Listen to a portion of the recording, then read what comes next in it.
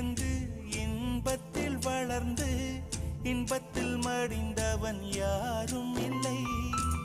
துன்பத்தில் பிறந்து துன்பத்தில் வளர்ந்து துன்பத்தில் முடிந்தவன் யாரும் இல்லை.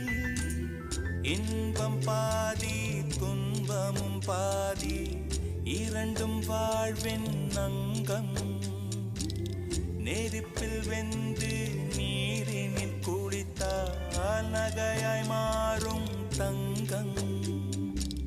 தோல்வியும் கொஞ்சம் வேண்டுமடி, வெற்றிக்கு அதுவே எணியடி.